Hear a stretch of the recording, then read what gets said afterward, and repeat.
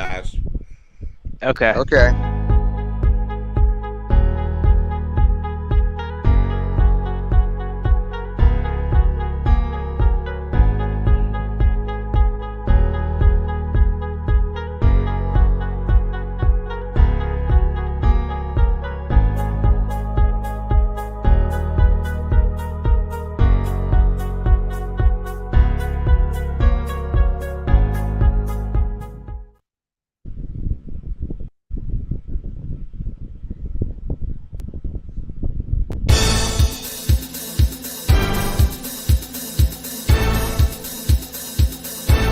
You're inside the all-new House of Public Discourse Radio.com. The house is an area in social media where individuals can come together to discuss societal issues, and from that discussion influence political action. Welcome to the house, where our house is your house.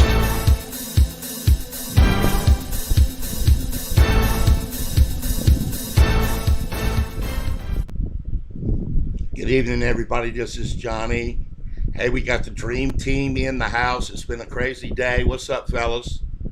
Well, here we are, still dreaming. Yeah. Wow. Doing good. And before we go on, Johnny Hill, where did you get that 3D motif? I like it. I really like it. It was absolutely free. For content creators, there's so much stuff out there for free. You have to do your research. You have to dig.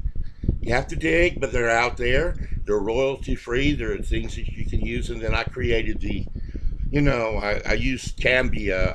It's a free service. I pay $12 a month for it, and you can hook just about anything up with old Cambia, and just make something out of it, So It's true. It's my own creation. Nice. Nobody. Well, you heard it here, folks. You heard it here. This is the little bit of the magic that happens behind the scenes. Yeah.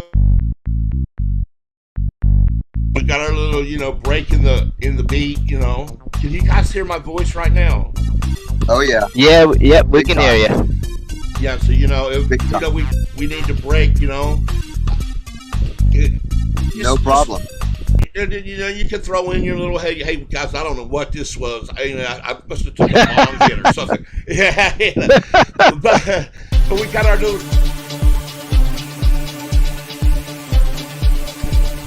All right, this is a little big news today. Trump just got beat in the House. Just said no. Hey, you're in the House of Public Discourse. We're our house. It's your house. You know what I'm saying? So there's a lot of things you can do with this software that's really fun. You might as well have fun with what you do. You know what I'm saying? We're the House of Public Discourse, the home of the Democratic Socialists. You're inside the Progressive Talk Zone with House of Public Discourse founder and host, Johnny Hill. You're in. But anyway, guys, a lot of stuff happening in the news today, and I've been in this studio all day, and I just went to the quote unquote mainstream media. What is the mainstream media saying? And the first thing I see is the House vetoes Trump's defense bill thing, and of course the stimulus checks passed for 2000. But I know it's got to go to the Senate, and Sean, I know you want to. You've got a really great point to interject here, and I'm going to leave it. The House passes because we're in the. I almost said it's our name. We're kind of in that fuck you transition right now. Everybody's telling everybody fuck you. So what's going to happen, Sean? I got a little bit of insight on this thing, and it's honestly like a fascinating journey, and I definitely want to get your guys' takes on this. So essentially in the beginning, and this is not that far back, we're talking like October, November, Congress goes into action. They start talking about the stimulus bill. Of course, as progressives, we more than likely already know, like, okay, we're going to give like $3 trillion to the richest people, and then like the guys like you and me will get a little bit, we'll get a few crumbs, You know, so they were first talking about, oh, you know, we want 1,200. Then they were talking about, no, we want 600. Then the Republicans were saying, well, 0 to 600 is fine. And then the progressives were saying, no, we want 2,000. Then out of nowhere, and this is fantastic. This is what I mean. Politics is something else sometimes, folks. So then out of nowhere, Trump comes in. He knows he knows he lost. He knows he's leaving his way out the White House with his tail tucked between his legs, and Biden's going to jump in. But the Democrats were not fighting that hard for a $2,000 stimulus check. Trump comes in and says, yeah, okay, so we're going to get to that. So Trump comes in and says, I want everyone to have $2,000 for couples. Obviously, it's going to be $4,000 for the household. Or I won't. That's what I want. I won't sign. Yeah, or I won't. Or sign. I won't sign the bill. So then they fought, and then Trump actually backed away. This is what's crazy about it. Trump backed away, didn't veto it, and said, you know what? Forget it. I'm going to sign it anyways. And then at the last second, Hail Mary attempt by Bernie Sanders comes out of nowhere and says, hey, I'm going to withhold my vote, and I'm not going to vote on this unless you put $2,000 into the stimulus bill. And even though it did pass the House, now it's going to the Senate, and Bernie's saying if it doesn't pass, you know, if we're not going to put it to the Senate, and you guys don't vote appropriately, I'm going to hold up the Senate, and we're all going to stay here for Christmas. We're all going to stay here for New Year's. We're going to be here for a while. A while. That's true. Yeah, our slogan in the House of Public Discourse from day one, go, Bernie, go. Yeah, no, it's true. You know, no, well, he's the guy that, you know, he's still burning there. And the other part of it is this. Trump is just trying to make a good go of it at the end, while sticking a finger in the eye of Mitch McConnell. Because what he's doing is saying this, you guys are going to lose in Georgia if these two idiots, you know, the Bonnie and Clyde of the Republican Party, can't wave, you know, this like stimulus money in front of the, you know, the rabble and say, see, we're coming up with money for you. We've got $600. You'll be able to get ever so much crack, you know, and methadone. You know, this is a joke. And what they're saying is, you know, well, what we're going to do at the end is we're going to have handfuls of quarters that we're going to throw on the ground and watch people, you know, run over to pick them up. That's basically what you do to, like, you know, a wino at the park, you know. So, you know, this is their answer after they give away 3 martini, you know, lunches. But what Donald Trump was doing at that point, though, was making all of them have to stand up and say, we are not going to do this. So what he did was he made all those Republican senators commit suicide because they're not allowed to give money to the poor, or the people that are their donors will, you know, have them, I don't know, shot or poisoned or something. So Chris, so they didn't do it. Chris, let me jump in real quick. Here's what I find fascinating about this, right? It's usually like when you're in Congress and you want to make a big statement and you don't necessarily care what the outcome is, you just want to be known and heard. Generally, the move you make is to shut down Congress, shut down the government, shut down the economy. In this particular case, Ted Cruz. All day, every day. But in this particular case, I do want to shout out to Bernie Sanders that he did the opposite. He's like, you know what? No, I'm actually going to make all you guys work extra hard, work overtime to really try to figure this out, because you're doing the American society an injustice. And we had, you know, the useful idiot Donald Trump, just like Putin has. This time we had him. Okay, well, you know, he owes us one, you know, on his way to you know, Danbury Federal Penitentiary, like his predecessor, Reverend Sun Myung Moon. But the thing is this: right or wrong, Trump has come on board to try to make the Republicans eat it in Georgia. In other words, he knows they're going to fight this. Now, Johnny, what's the latest about where this is headed? What's the current status? You know? What, in terms of Georgia?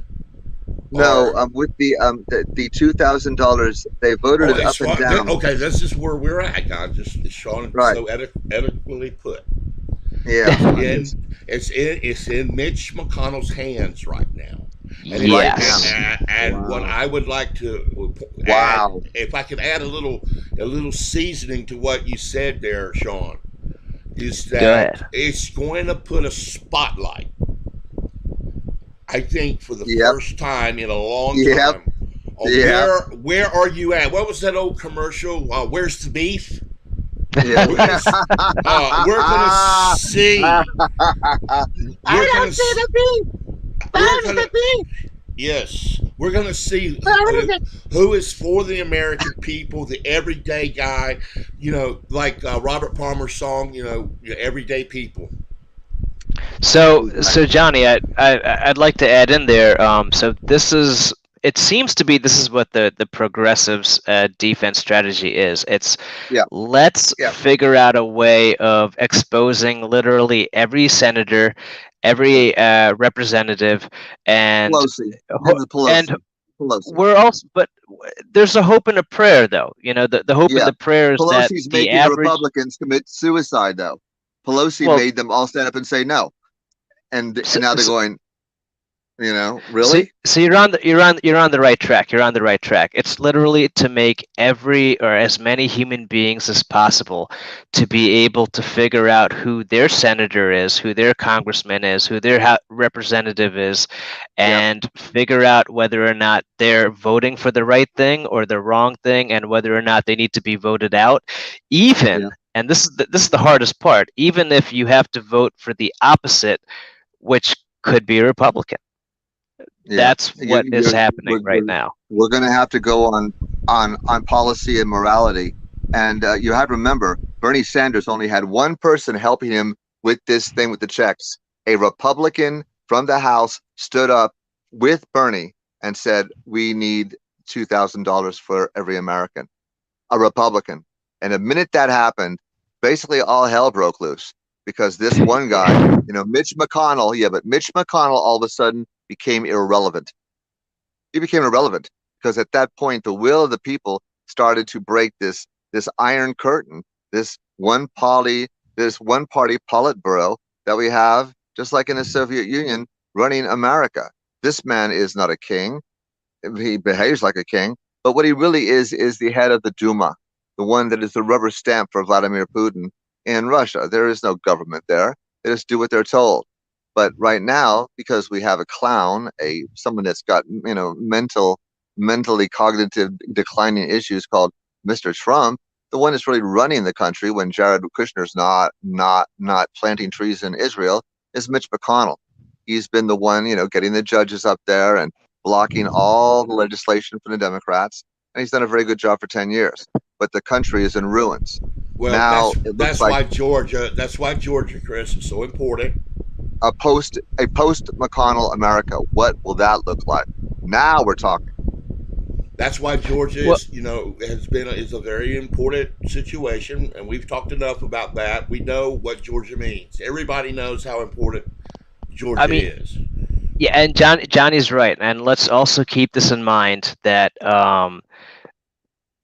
if someone like Mitch McConnell goes in front of the Senate and blatantly says we do not plan on having any stimulus check in this bill whatsoever, but there's a lot of other great things into it, you got to think about the constituents that continually vote for him even after hearing that, and it also makes you wonder, are they really paying attention? Well, the thing is, the people in Georgia, are. Go ahead, Chris. I'm sorry. Go ahead, bud. Well, the people in Georgia are paying attention. If they don't come up with stimulus money to the tune, if the Democrats can pull off $2,000 checks, and Loeffler and Perdue are fighting for, like, well, you know, there's always soup kitchens, and we can give you $600. You know. All right. You know, so I'm glad you said this. So let's get down to this, right? So it's going to come down to if Mitch McConnell feels the heat enough, and he knows, okay, I gotta vote for this. I gotta go for the $2,000, even though my donors are gonna hate me, but I have to do it to stay in power. Otherwise, I'm just gonna get caught in the crossfire. You know what? I'll answer it too. But Chris, where do you think this is gonna go? Well, I have a feeling that Mitch McConnell right now is in the worst position he's ever been in, because he's in a lose-lose position. He either loses the 2 senators in Georgia, or he's going to lose his political backers. So it's either the voters of Georgia right now who are critical for him controlling the Senate, but if he actually does it, he's going to lose his donors that have kept him able to run the Senate. So either way, he loses his position, which is the majority. Either way, he's going to end up not being the majority leader of the Senate, the president of the Senate, basically pro tem, instead of, basically the vice president is the president of the Senate. But that's not how it works here in present day America. Just like Barack Obama was not allowed to give us a Supreme Court justice. McConnell overruled Barack and the Constitution when they began to take over America with this insidious, communist coup, one-party rule, no constitution, no rule of law, one-party rule like Russia, like the Duma. This All right, is exactly. Go on. So Johnny Hill, I'll ask you the same question, and then I'll also answer it too. Okay. How corrupt do you think these individuals are? Meaning that if Mitch McConnell knows, okay, I either have to vote for the $2,000 stimulus, or my donors Georgia, don't, and save Georgia, yeah, and save yeah, Georgia, maybe. And my donors don't want me to do it, but if I don't do it, I'm going to lose my seat. So if you're in that situation, and you're as evil, as corrupt as Mitch McConnell, what do you think he would decide? Well, I think he would go for the immediate move. This is my take, and give credit where credit due. Mr. Chris over here on the other side had brought this up many weeks ago in private conversation, and we also made some posting of it in the forum, House of Public Discourse forum.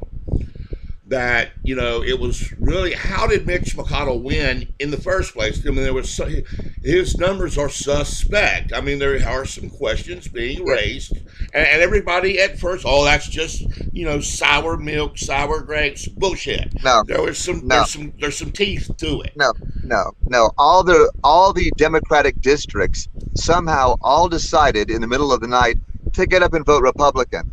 And, no one was able to say anything because, Trump, the big flashy toy, the shiny toy, got all the attention. But it really took away, we know that Lindsey Graham didn't win legitimately.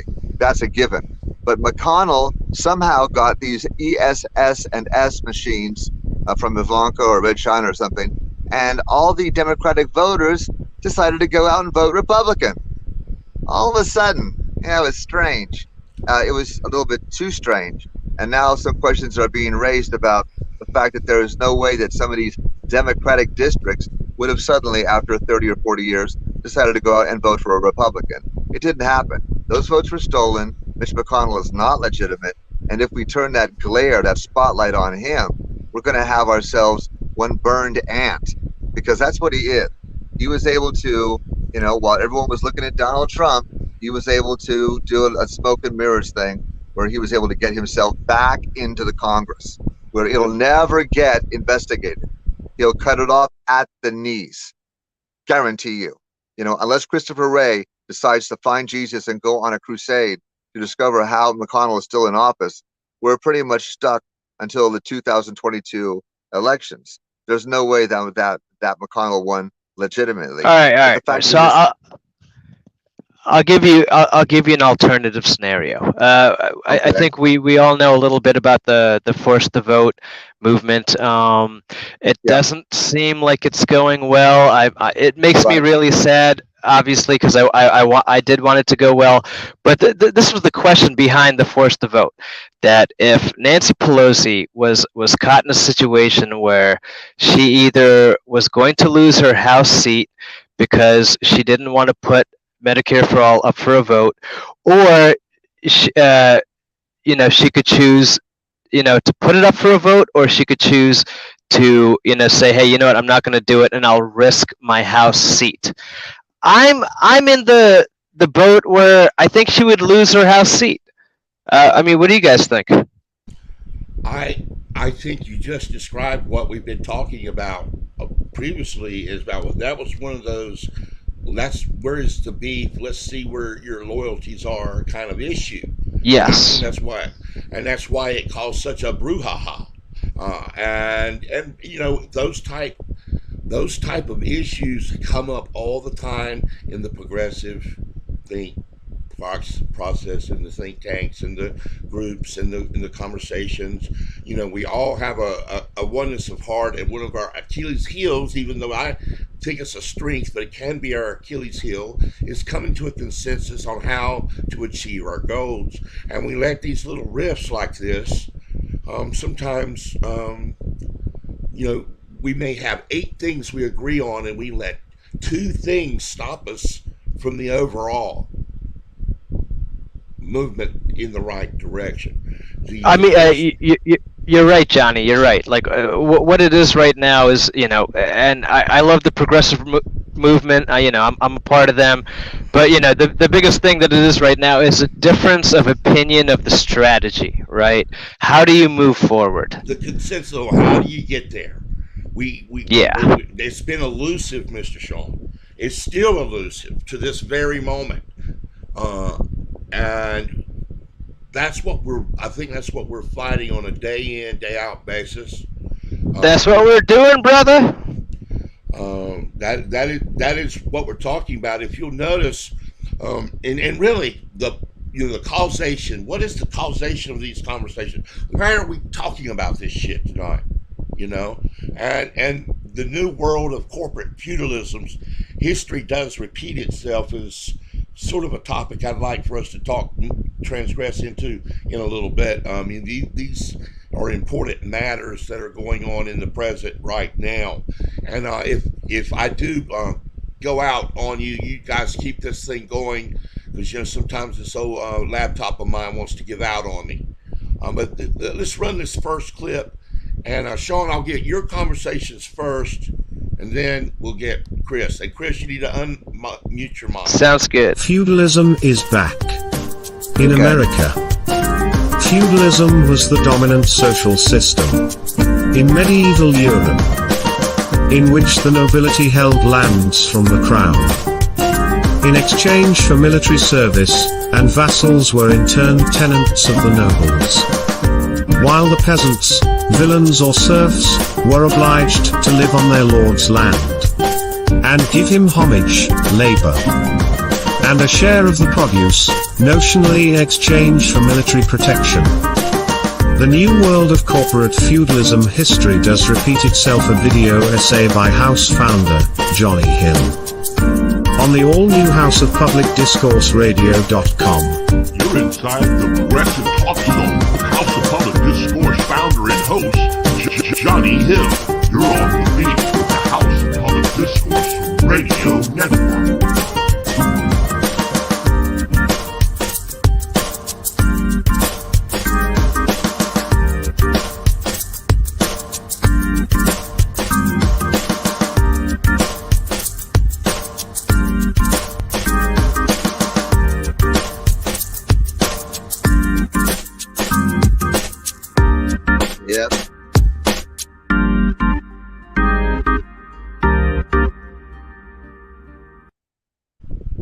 Guys, I mean, the stimulus checks, everything that's going on, unemployment lapsed. We talked about that.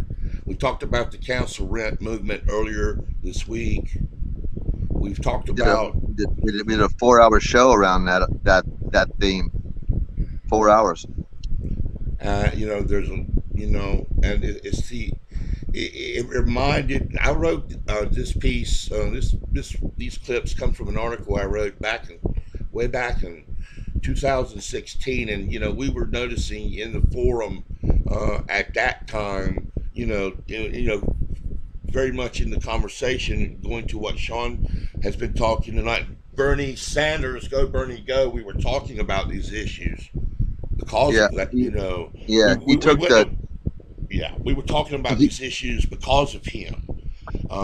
More than not just him. You know, like Bernie said, it was not me, us, but Bernie was. He really gave us that consensus of what the real important issues are. I think that's the one consensus we all have as progressives, and it's these people that we're talking about and we'll go into it more, but does it not seem like, the wage slave mentality is there for a reason? Well, I would definitely have to sign on to the fact that Bernie Sanders is the one person that Donald Trump never goes close to with a 10-foot pole, ever. Doesn't attack him, won't say a thing against him, because Bernie has a following, and they'll light up Donald Trump if he even goes and tries to do anything. So Donald Trump doesn't mess with Bernie Sanders, but he's actually given cover to people like AOC and some of the more um, vocal members of Congress in fighting for the rights of the working class, the working poor, and then, of course, everybody else. The 90% that don't have anything except, paycheck to paycheck and what, $400 in the bank, maybe if they're lucky. This is not the America that we grew up in. This is a banana republic that's being worked like a work farm up in North Korea, the Chinese model. I don't think it's going down well, except for the fact that Walmart destroyed American business. I'm glad to see you, Sean. Did he go up back to room number 3? Good idea. Let me interject something real quickly. You remember? I don't know if you guys remember this. I guess I'm gonna tell my age here, but I remember I was a young man, and Reagan was just coming in the office, and I'm 21. I'm just recently married. I have no business being married. I don't know what's going on in the world. I'm 21 years old. Okay.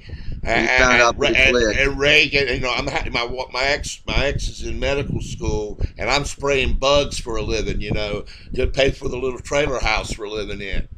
Okay, and Reagan takes over, and then we start hearing words like outsourcing and downsizing, and cutbacks. I remember those.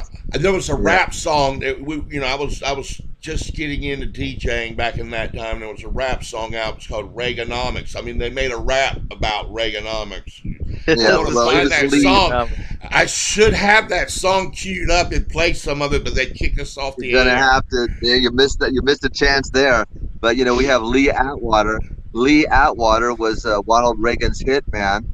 He played a little bit of guitar. He was a little bit of a kind of a faux hippie kind of cat. But then he came on, went straight four square, like a John Bircher. And what they started doing was demonizing black people with heroin and the hippies with pot. They began the drug war, and they turned it into a class war. In other words, what happened is, under guise of rule of law and everything else, all of a sudden these long-haired hippies, were tarred with Manson. We were like Mansonoids, all ready to do terrible acts. And then black people were all just drug dealers and heroin dealers, and they were being run down by the FBI. And then the Black Panthers, of course, were killed off one by one in setups. But that was a very dark period in America, leading to what I call the new feudalism, the dark ages, which is supposed to last forever. Kind of like out of an Orwell or a dystopian novel, there's been thousands of them written, of a fascist takeover with the world. Well, let me play the next clip, because I guess the furtherance of that point, and then Sean, I want you to come in on this next clip. I will. Okay, you feel me, brother? We jumped, we leapfrog a little bit on the conversation. It was about $15 minimum wage. But the first day in office, Joe Biden could do that the first day in office, the first thing he does, and he's better. Well, we'll talk about it. Play the clip. Returned from its grave with a vengeance. All one has to do is look at all the right-to-work states. Currently, 27 states and Guam have given workers a choice when it comes to union membership. Labor unions still operate in those states. But workers cannot be compelled to become members as a requirement of their job. Kentucky became the 27th right-to-work state when it enacted HB 1 on January 9, 2017. The resurgence of feudalism in America is a disaster in the making. House Investigative Reporter Rambling Rose filed this report with the all-new House of Public Discourse Radio.com.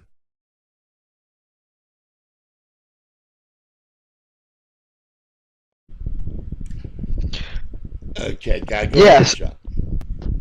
Yeah. So, this is one of those things that I find incredibly fascinating about government, and if people don't know, I'll catch them up. So essentially, we've been fighting for a $15 minimum wage way back when the Forever. very first time, Forever. yeah, Bernie Sanders was facing off against Hillary Clinton back in 2012. Right on the debate stage. Right on the debate Yeah. stage. And she kind of laughed it off. But, when those Hillary laughs, $15. So Like we were so asking for the moon. Like we so were back asking for the then, moon. yeah.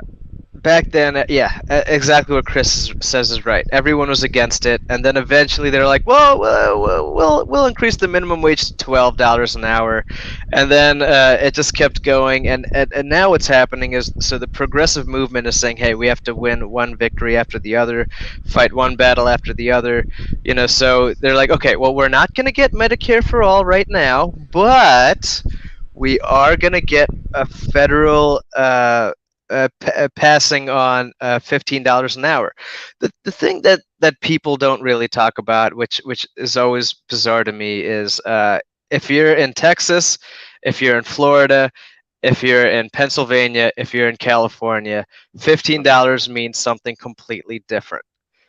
And I think this is also part of the issue. So the fact that both Democrats and Republicans fought so hard against this, and then the progressives put it in to the thought process of the country, and now that we're going to finally get it, that's basically like them saying, "Hey, you know what? We don't care about $15 an hour. We got bigger fish to fry." I just want people to remember that and to know that, because again, if I'm living in Trenton, New Jersey, and I'm making $15 an hour, and I'm living in an apartment that's going to cost me $900. Hey, I think I'll be all right. But again, if I'm in Los Angeles and I'm making $15 an hour and my rent is $1,300, it's not going to cut it. My brother, how about $1,800 a month for a little spot in the side of a wall in New York City, Manhattan? Don't even go there. Don't even go there. I mean, I lived like that for 2 years, working in the garment district, and I was the most unhappy time in my whole life. Even though so that's what I want. Wonderful, exciting city, I was dirt poor. I couldn't do nothing because I didn't have no. After I paid all my rent, I didn't have no money to do nothing with. Yeah, because you're running from day to day to night. Go ahead, Miss Sean. Johnny, I don't want to go too specific, and you can tell me if I'm overstepping. What state do you live in? I live in Michigan now, Detroit, suburbs of Detroit, Roseville.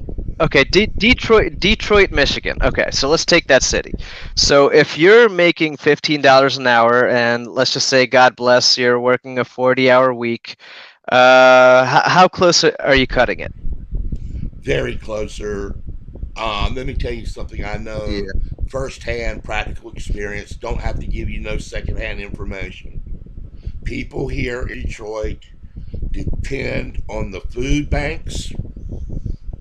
They depend on this you've led me right into what my next question is about everything that's going on right now. Let me tell you, it's my perspective. This is my view on this, and I'm sure there's others that may feel the same. Maybe some don't. But every stopgap, every measure, from developing of the vaccine for COVID to getting their materials and food and whatnot to people who need them, that's been implemented through democratic process, has been some form of social democracy and democratic socialism. Without it, and without its principles being implemented in the present as we speak right now, we'd be in a bad place. The stimulus checks in essence are socialism. It is socialism.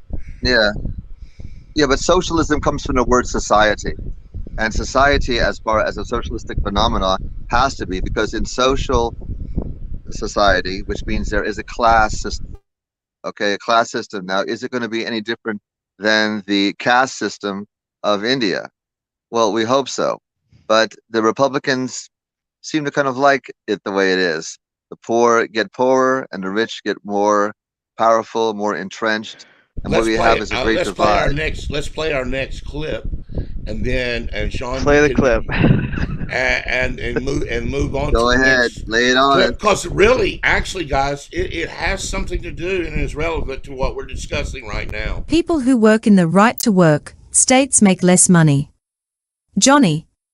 They receive inadequate health benefits, and they are more likely to die on the job.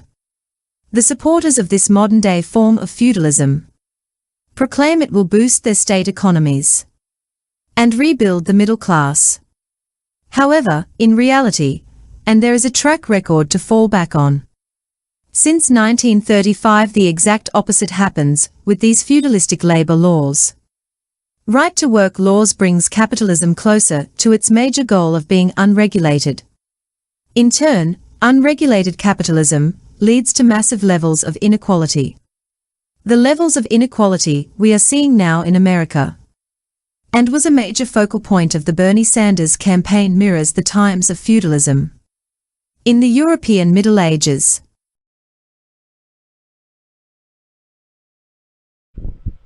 Sorry about that.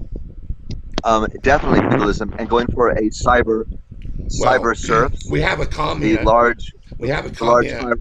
The large high rises. Yeah, exactly the same. A dark ages of an eternal feudalism. So corporate. So this is a wild thing, right? I was just talking to a physics professor about this, right?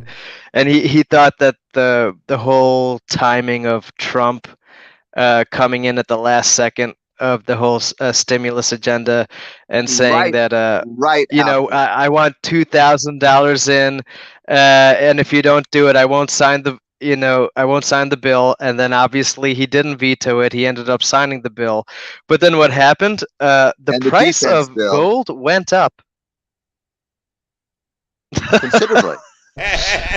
I'm laughing. I was laughing. My mic was muted. I laughed as soon as you said that. Yeah, and the dollar plummeted. Go on, Sean. I think there was some market manipulation coming down. Someone made some money. It's such a deep game. It's such a deep game. It's how can we make the rich get richer? Money. How can we? Yeah. Trump had his boys in line. He held out for as long as he could. He dropped it. Those people holding the gold, who got rid of all that, the liquid cash and everything else, and all of a sudden the dollar plummeted. So somebody, knew that Trump was holding out until the last minute when he was going to drop it. And I can guarantee you, they either sold short or bought, or even bought long. Somebody is rigging our economy. It's very easy to do with only 1% of the people who own 80% of the stock. 80% of the stock, 1%. It's not an open market. It's not a free market. It's not even an open. Inside the Progressive Talk Zone with House of Public Discourse founder and host Johnny Hill. You're in. And of course I also wanted to add just food for thought. If we could make 15-hour minimum wage a real reality in 2021, my question is, why couldn't we have had it back in 2010? Was it really such a different world? Well, right. Yeah, maybe Jeff Bezos wasn't as rich. Maybe we were waiting for Jeff Bezos.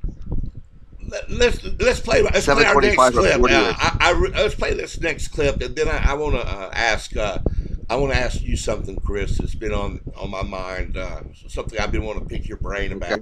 At the top, there is this very select few, who in the Middle Ages represented the nobles and monarchs of the day. In today's world, they are the 1% Koch brothers, and they are in fact the present-day monarchs of our times. Just below these oligarchs are the so-called professional class. Doctors, lawyers, CEOs, and some business owners. The main function of this group is to keep things running for the super rich. They function as the nobles in a capitalist society. Then at the very bottom of the spectrum is this huge population of the working poor modern-day peasants. Most have no real monetary wealth, most are in debt most of their lives, and barely can make ends meet, living from paycheck to paycheck. In natural, unregulated capitalism, there is no such thing as a middle class. What has become the default option for this modern-day corporate feudalism is wealth inequality. This inequality has manifested itself as a direct result of deregulation, propagated by the political establishments of both the Democratic and Republican parties. They both have played a part in the dismantling of the New Deal and a thriving middle class that resulted from it. Oh, this is going to be fun. Chris. Chris, if you want to talk about the Koch brothers, go right ahead, brother. No, Sean, you're up next, bro. Tell the truth and shame the Oh, devil. okay. Well, Go ahead, Sean. Well, Fred, Let's let Sean go ahead. Go first this time. Okay. Go ahead. Chris, I know you got an avalanche to let go of. I'll just say a few things about the Koch brothers. Yeah, they are fascinating. They are individuals that do not hide it. They will literally go on air. You can go on YouTube. You can find tons of clips of them talking about how, hey, we give money to people in Congress. We expect them to take our opinion seriously.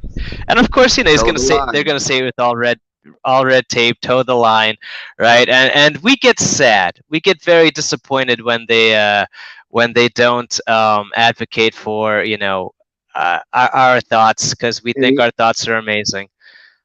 Anything for America, yeah. It's what we know, guys. But this is pay to play. Go ahead, Chris. I'm sure you got a lot more to say. Yeah. Right before that, you go, Chris. Let me preface what Chris is getting ready to say. Is that much of this is actually legal? They're not breaking any laws. These are things they're totally within their privy to do. And I think Chris went off. He'll be back. But you know what, Sean? These things are not illegal. And, there's some questions. Some people have raised the question that some of these things should not be able to be done. They've put, so there's been redistricting charges in court that's held up and things of that nature. Yeah, so Johnny, in the future, we're definitely going to get into this. This is, the blatant idea of money in politics, and it's really a really simple idea, right? You have two ends of the spectrum. One end of the spectrum, you tell every American and every business owner and every business, hey, the maximum you can donate to the politician that you are advocating for is, let's say, $5,000. So it doesn't matter if you're a billionaire. It doesn't matter if you make $30,000 a year, but the most you can give me is $5,000. Well, that's going to be a lot harder for that individual to take that $5,000 from a billionaire and be like, I like the billionaire. But then what's the opposite, right? The opposite is you can make it unlimited, and the billionaire is going to give you $100 million, and the poor guy making $30,000 and that's the end of year. Representational. Yeah, that's the end of representational democracy. Why? Because Scalia legalized graft. Citizens United. But that's how it works right now. That is the current system that is in place. Absolutely, and legalized bribery with lobbying. Bribery is legal, and now graft, the buying and selling of politicians and political power. Citizens United, that's legal. But unfortunately, that's the end of representational democracy in America. Unfortunately, for us, not them. I happen to agree with Mr. Chris on you. I agree with you, sir. There's no way. There's no way forward here. There's no way forward here. What Bernie Sanders has done, fortunately, at this point, since all the Senate has to agree on this one thing, is he can hold up the vote, for a very long time. So what he did was he played hardball, and it looks like the American people are going to be the winner. But it isn't because Donald Trump cares about the American people. All he cares about is that in fact, he's a political opportunist. What they call a political whore. In other words, whatever bed he's going to lie in is the one where he thinks he's going to end up, with the most cake, and that's all he is.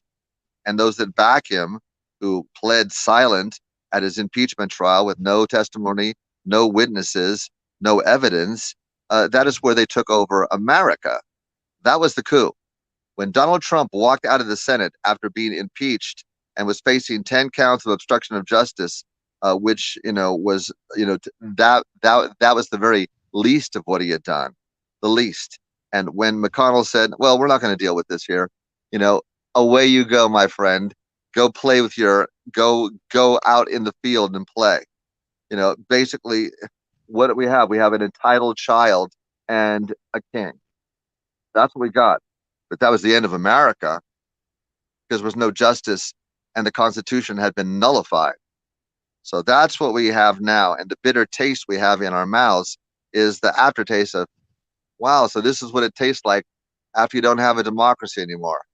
What we have before us today right now mirrors exactly what was the order of the day in medieval Europe under feudalism. The only way a true middle class can emerge in today's world of unregulated capitalism is by massive social upheaval, or by government intervention. Historically, our government, we the people, has been the only mechanism for keeping feudalism in check.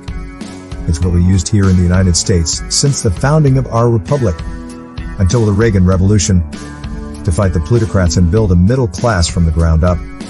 Our government has used all of these mechanisms to restrain the natural tendency of unregulated capitalism, which creates inequality, tariffs, workers' rights legislation, the Glass-Steagall Act, and higher taxes on the rich, all of which, on balance, help create the middle class. However, ever since Reagan and the Nazi-like brainwashing job he pulled on the American people, proclaiming government as the problem, not the solution, we have gutted regulation, busted up the unions, and reverted capitalism back to its natural dog-eat-dog state. What has been the result? Record inequality. Now the richest 3% of the world population now controls half of all the wealth. Middle class incomes have become stagnant. And if that is not bad enough, the child poverty rate in America is one of the worst in the entire developed world. Things have gotten worse since the Bush recession, and the Obama administration promise for hope and change never came. What gains that have appeared during the Obama years have been absorbed by guess who? The top 1%. The kings and noblemen of the monarchs of medieval Europe may be long gone. But in the here and now in the United States, the plutocrats and their corporate feudalism reign unmatched, and corporate feudalism is the name of the game. We have Ronald Reagan and third-wave Democrats to thank for it. What is the most severe side effect of all of this? The loss of our true democracy that has become nothing more than an oligarchy. This new world corporate feudalism is the image of the 14th century, not the 21st century, which once again proves history does repeat itself in politics.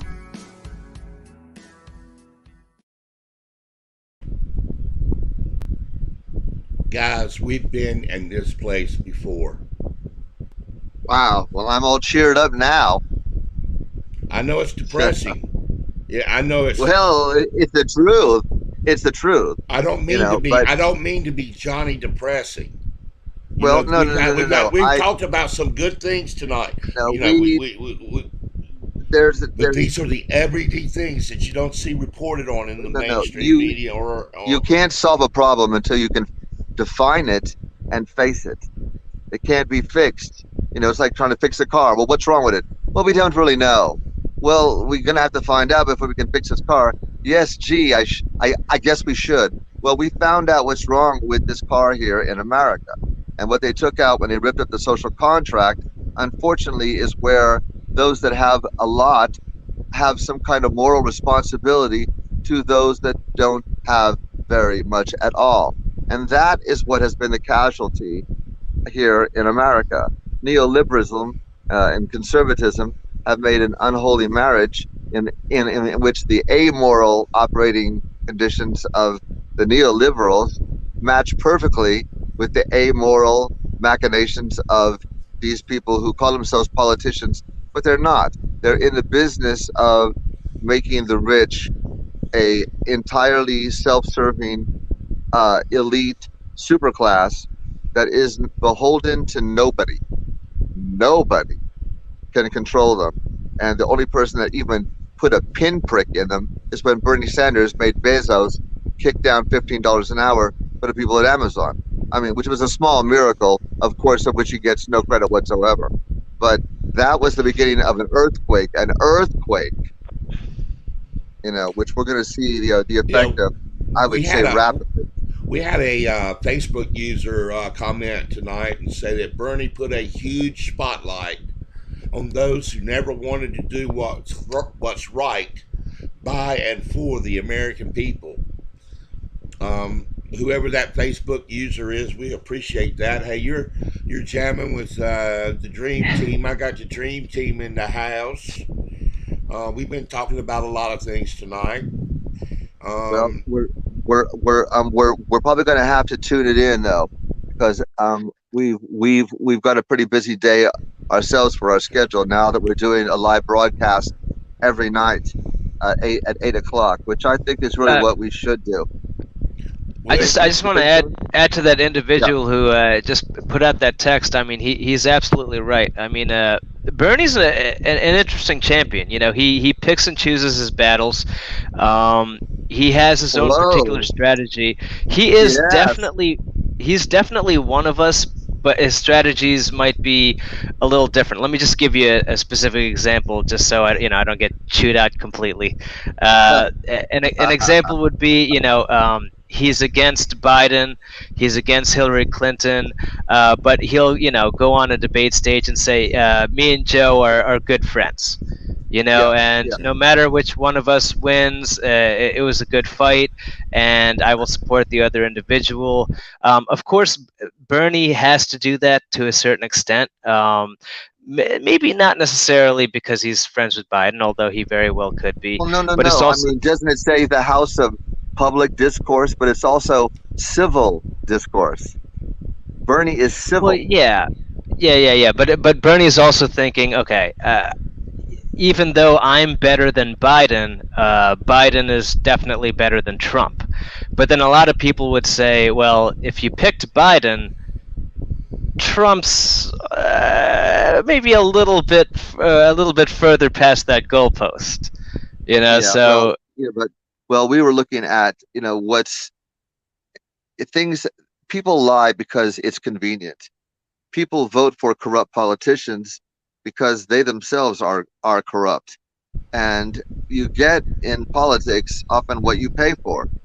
And it's unfortunate if you decide to buy, a shoddy piece of merchandise like Mr. Trump.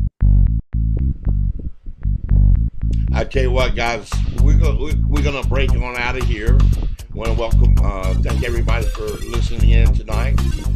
Inside the Progressive Talk Zone with Johnny Hill, you've had the Dream Team in the house. My man Sean and my boy Chris. We're signing out. Hey, it's the all new House of Public Discourse Radio.com. All right. we definitely got to interact more with the audience. I love that. Well, we're going to draw the audience